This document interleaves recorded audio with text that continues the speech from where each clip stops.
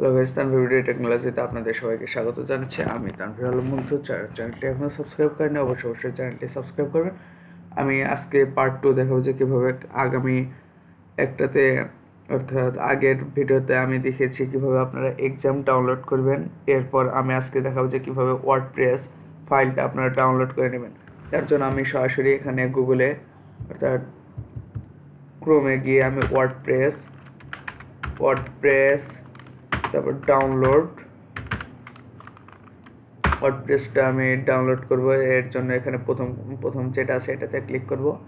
এটাতে ভার্সন এক সময় এক একটা হয়, যখন যে ভার্সন হবে সে ভার্সন। আগের ভার্সন যদি হয়, ধরেন এখন 5.8 বা 5.9 আসলো, 5.8 ব্যবহার করা যাবে না। 5.8 আসলে 8 থাকলে 8ই করতে হবে, 9 থাকলে 5.9 ব্যবহার করতে হবে, বা এখন 6.0 যদি আসে 6.0, তাহলে 5.9 হবে না।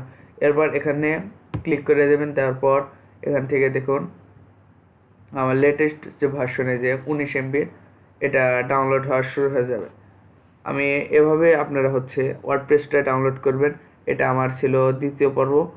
আর আপনারা এভাবে ওয়ার্ডপ্রেসটা ডাউনলোড করে নেবেন। ডাউনলোড ফাইল করার পর তৃতীয় পর্বে আমি আরেকটা ভিডিও দেখাবো যে কীভাবে আপনারা এটা জোড়া লাগানো হয়, বা এটা কিভাবে এক্সামকে রান করিয়ে আপনার ওয়ার্ডপ্রেসটা ওর ভিতরে ইনস্টল করবেন।